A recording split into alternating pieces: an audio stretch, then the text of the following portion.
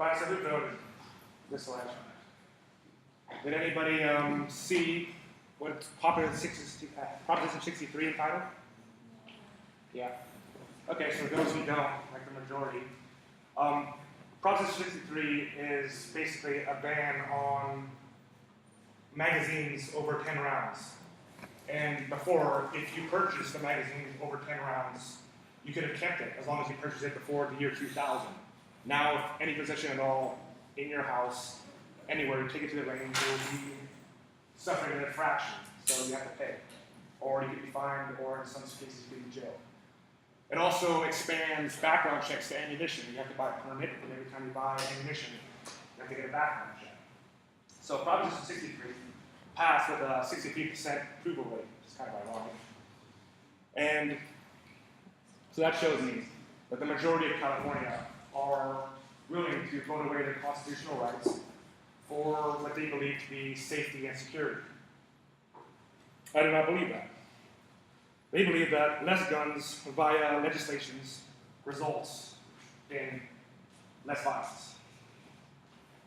But I believe that gun control is nothing more than population control, and that it's not being pushed for reasons as it's such a safety, but to control the ignorant masses using fear and intimidation. So today I'm talking about deadliest mass shooting at a school, statistics that the mainstream media like to sweep underneath the rug, and my opinion as why they push for the laws that do not work.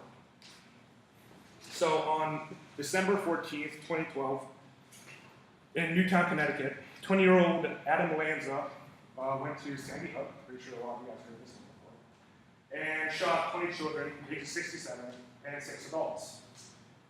Sandy Hook Elementary was a gun-free zone. So he took one rifle, 2 pistols. The rifle was a Bushmaster semi-automatic.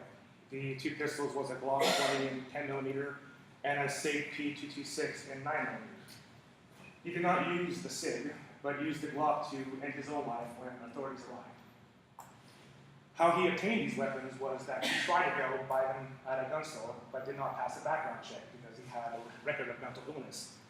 So instead, he stole them from his mother, who he also killed that morning with a .22 pistol.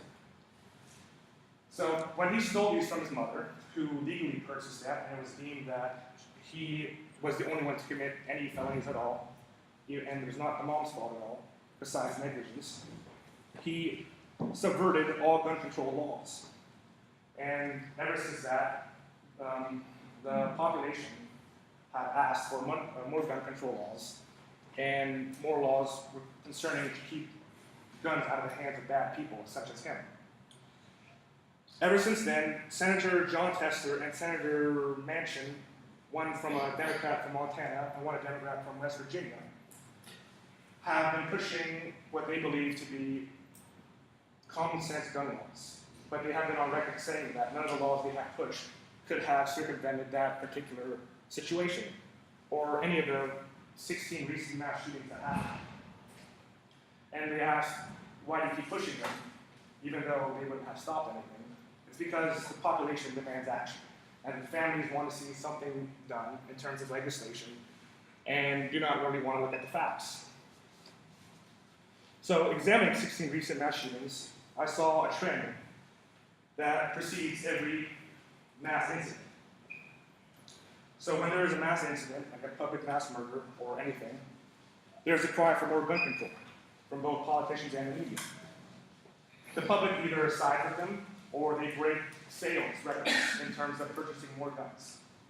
I think we just broke the last, we shattered the last record during this election, since one of the number one issues was gun control. And so now there are more guns throughout the whole United States. So between all these 16 recent mass shootings, all of them had a criminal history, either criminal history, mental health problems, or had an incident or affiliation that had put them underneath government radar. So these are some stats you don't hear from the mainstream media. US is number 1 in terms of citizen private gun ownership, with 88 guns per 100 citizens. Now that sounds kind of alarming. And in some cases they say that even the guns not accounted for, with more than 100 guns per 100 people. So there are more guns in America than there are people living. That sounds bad, but until you take into consider that the fact is that 80% of all gun use in the United States is used to protect, not to commit crimes. So that makes up for 2.5 million a year that guns are used to protect instead of making for crimes. So I'm going to take a little poll here real quick. Who thinks that gun violence has went up the last couple of years? Raise your hands. Who thinks they have went down? Who thinks that it kind of stayed the same? So, Pew Research, shows that 45% of gun violence, Pew Research shows that 45% of people think that gun violence has went up. It shows most of you guys think that gun violence has went up. 39% believe that gun violence has remained the same, and 10% that it actually went down. The fact shows that since 1993, 49% of gun homicides have went down. So almost 50% has went down. But the public does not know that because they refuse to report on them. Gun ownership since 1993 has went up dramatically. There's literally a graph that goes like this. Homicides going down, gun ownership going up. So since 1993, gun ownership went from 192 million to 310 million in 2015. Homicides are down, but the death rates of guns are still pretty high.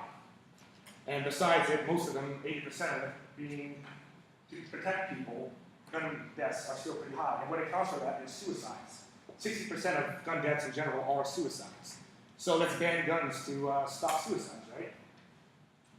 There's no correlation with that. You can't ban guns. There will be less deaths in terms of gun deaths and suicides, but the suicide rate will still stay up.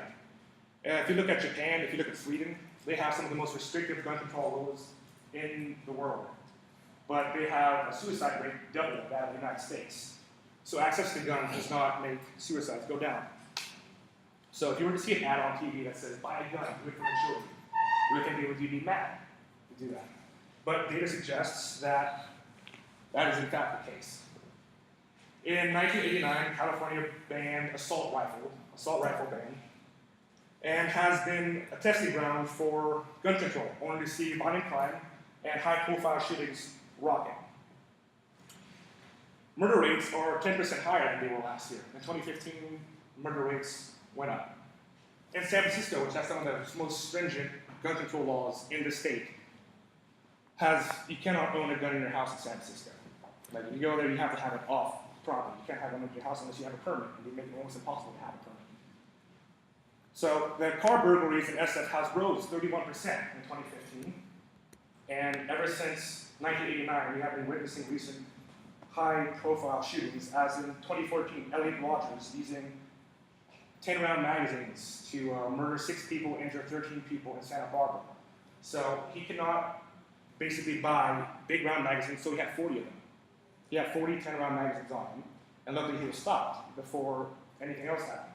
So the gun laws that are been proposed in Prop 63 has already been done since 2000. You cannot use it out of the range, and it hasn't stopped anything so far. We've also had witnessed December 2nd, 2015 San Bernardino shooting. And also this year, June 1st, there was a looter-suicide at UCLA. So this holiday season, I want you to look at cities, because it will happen, as it happens on every holiday. Gun crimes will go up, and there's going to be another call for more gun legislation, and there's going to be more people buying guns and fear that people are going to take away your rights. So look at what places has the most violence, and you will see that the ones that have the most violence, the most deaths occurring, are usually in cities and states that have the strongest gun laws. And my example is Chicago and San Francisco and Detroit. So nothing short of no guns would have stopped stuff like Sandy Hook, San Bernardino, and Santa Barbara. No guns, that's including guns from people, no guns on the grounds at all. But as you can see, we can't really protect our own borders until we can start protecting stuff coming through the borders. So right now we have legislation by emotion, and the emotionalization of the masses to rob them from reason. We continuously vote away our freedom, besides the facts showing otherwise, for safety and for security. It's good to have guns at home, but you have to be educated. You have to know what's happening. You have to, basically know how to use them. Okay? Having a gun at home does not turn you into a criminal. Either gun control or guns is the reason for the difference in murder rates. People are the difference. So we have to have a culture which regards lives in a high manner, besides anything. Benjamin Franklin said, "Those who can give up an essential liberty to obtain a little temporary safety deserve neither liberty nor safety." And through the facts I've shown today, it's been proven that you will not get safety if you give up your liberty. Instead, you will be a sitting duck. As I reiterate from my speech, the second speech I did in class, freedom is only one generation from extinction. You have to continuously fight for it to get it. Or else, what are we going to do? Want the government to protect us?